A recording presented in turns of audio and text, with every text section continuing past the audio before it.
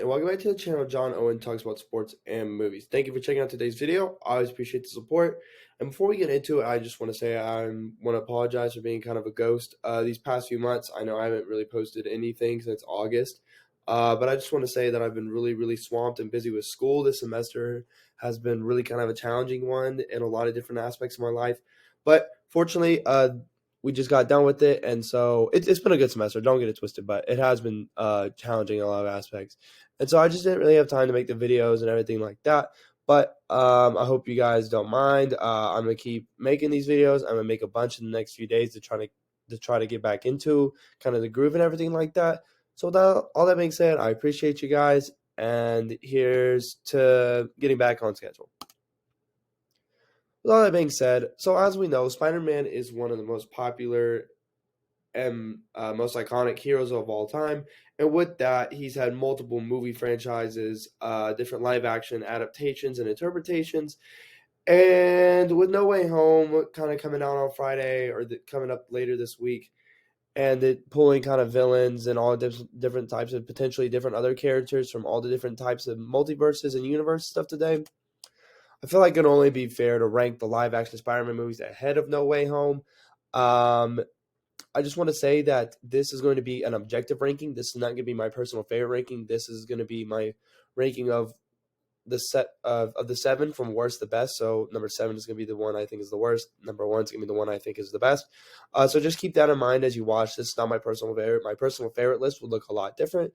But with all that being said, make sure to leave your thoughts in the comments below. Which one you think is the best Spider-Man movie and all that jazz. And let's get into it. That Into the Spider-Verse will not be included in this list because we know that it's clearly not live action, it's animated, and it would be the consensus number 1, so it's not. Don't expect it in this list. So coming in at number 10, we've got The Amazing Spider-Man 2. Now, I really do like Andrew Garfield. I really do think he is just excellent, but I think his movies are generally and overall the worst, and I really think Amazing Spider-Man 2 is really just kind of the focal point of that. This movie is a mess from start to finish. This movie, there's way too much going on. None of the 3 villains work. Rhino is lame. Goblin is way too rushed. And Electro, while their fight scenes and everything like that are cool, he just really doesn't work for me. The I'm a nobody motivation just doesn't work for me. It just comes off really lame and kind of cheesy and corny.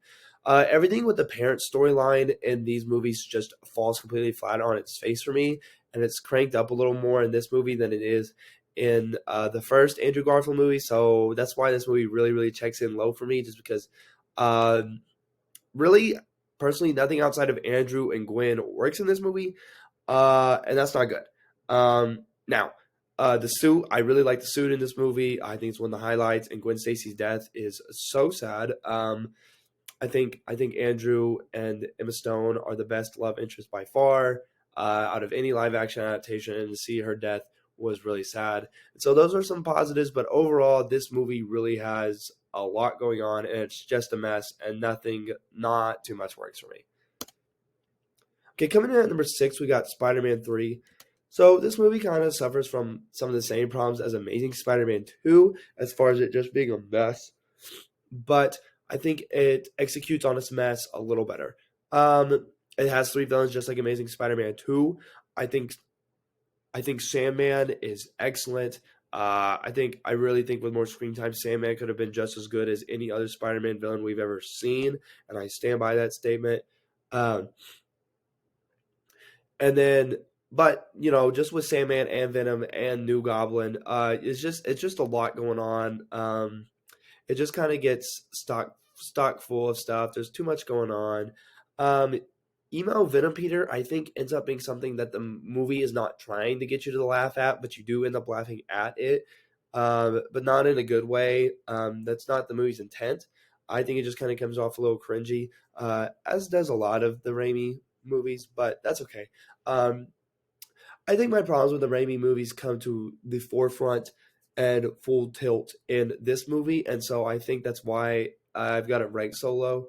Out of the 7 Spider-Man movies, I like Spider-Man 3. I really think the end of this movie, like with Peter and Harry teaming up, and Harry's arc is really well done in this movie, and I think it gives Peter a good enough arc through the three of these movies. You can definitely tell that this movie was not supposed to be the last in the trilogy as far as like Peter's personal arc, but overall that's okay. I'm giving movie a pass for that. So I do like Spider-Man 3. Um, I think it's a mess like Amazing Spider-Man 2, but it's kind of a beautiful, fun mess. So that's why it goes above TASM 2. Okay, next we got the Amazing Spider-Man. I really think out of all the Spider-Man movies, I think this is kind of just the most the middle of the road one. I think it does, you know, a lot of things correct. It doesn't have too many lows. It doesn't have the highs. For me personally, I think Andrew is by far and away the best, like just pure actor as far as skill out of the three actors. So that really shines through. Him and Emma Stone's chemistry as Peter and Gwen is just absolutely fantastic. Like I said earlier, easily the best love interest and love romance out of any live action Spider-Man movies. I think it's solid. I really like this Peter. I think I like this Peter better than Toby. I personally, for me, Toby comes off a little dorky, a little too dorky. And so I kind of like this interpretation of like a cooler Peter Parker, but he's still not like super cool. Like he's still like an outcast and a loner and everything like that. So I think the complaint of Andrew's Peter being too cool is not valid because if he was so cool, like he wouldn't be a loner and an outcast and everything like that. And his arc in this movie of like having to accept help and having to accept others in his life is really nice and everything like that. And I think Lizard had a lot of um, potential. I just think that maybe the motivation of turning everyone into lizard people and the design hold back Lizard for me. But I actually think Lizard's pretty solid in this movie. So the Amazing Spider-Man is definitely good, but I think it is the most middle of the road of all the Spider-Man movies. Okay, coming in at number 4, we got the OG. We got Spider-Man. This is where it all got kicked off. I think this is a super super super good origin story. Probably right up there with like Batman Begins and Iron Man and the first Captain America movie is the best origins ever. Um, Sorry, lost my train of thought there for a second. I think I like Toby the most in this movie, honestly. As he kind of learns to use his powers and everything like that. You've got the super iconic New Yorker scene and the super iconic, the super super super iconic uh, kissing in the rain scene. But I think what really sells this movie for me is William Dafoe's Green Goblin.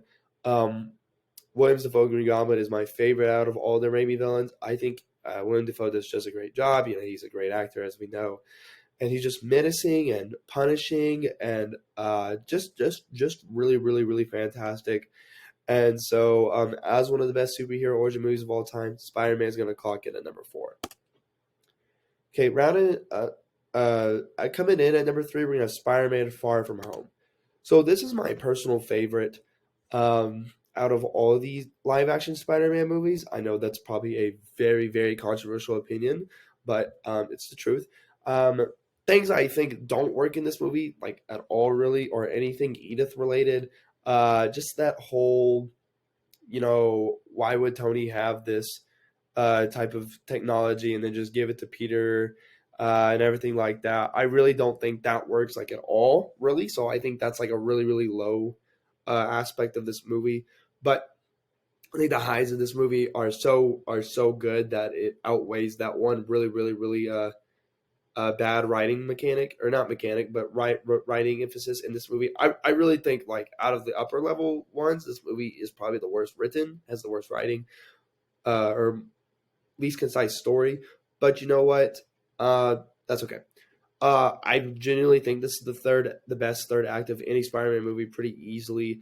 Um, I think this is one of the best third acts in the MCU and a superhero movie in general.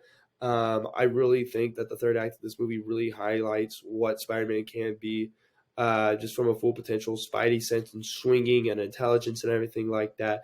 Mysterio is great in this movie. He's really menacing. He is really a genuinely bad person with an interesting enough motivation. All the illusion scenes are just so good and so well put together and visually stunning.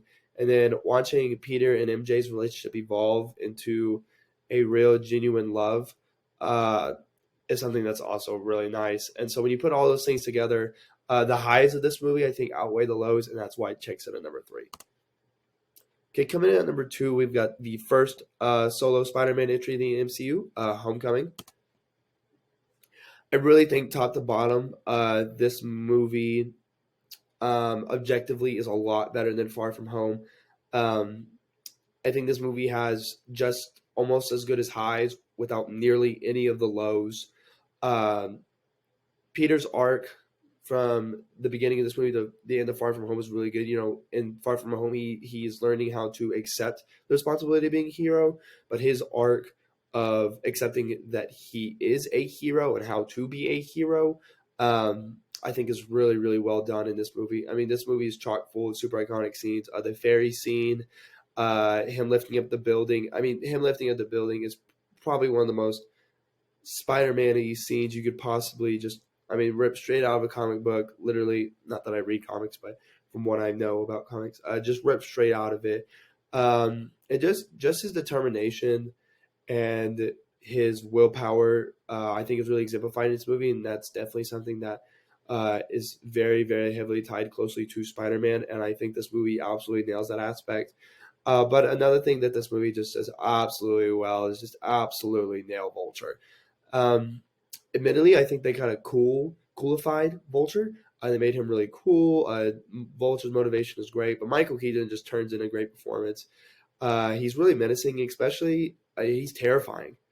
Uh, I'll never forget watching Homecoming for the first time in the theater, and the whole theater just have a holder's collective gasp when he opens the door when Peter goes to pick up Liz for Homecoming, and it's him because because he's her father. Um, and then the car scene and the interrogation scene where he's slowly figuring out that Peter is Spider-Man is so well done, and just everything with Vulture is just about perfect. Uh, this movie really doesn't have any hole. That doesn't have very hardly any holes. They probably Loki probably didn't even need Tony in this movie. I think he was a little necessary, but that's a complaint I've seen. It personally doesn't bother me, but I can see where people kind of complain about that a little bit. But top to bottom, I think this movie is almost a perfect Spider-Man story. However, coming in at number one, we've got Spider-Man 2, which I think is the perfect Spider-Man story that we've seen on screen as far as your live action goes. I mean, this movie is just chalked to the brim with iconic scenes. Here I am asking Peter, the train scene, the citizens of New York lifting up Peter, Aunt May's speech, Peter giving up being Spider-Man, the final battle with Doc Ock where he's not going to be a bad guy anymore. Just Doc Ock is so good in this movie. He's probably the best live action Spider-Man villain. Not my personal favorite, but uh, de- definitely probably the best. And just top to bottom, this movie is just about as perfect as you can get in live action.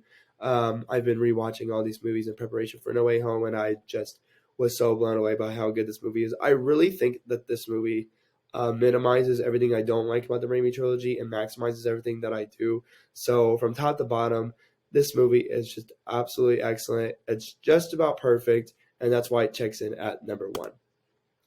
So that's my ranking of these Spider-Man movies from worst to best. Make sure you leave your thoughts and comments below. What did you think of the list? Do you agree with it? Is your personal list pretty close? Is it not? Just make sure to let me know in the comments and check out all the related content and go see No Way Home when it comes out when you can. And you guys have a great day.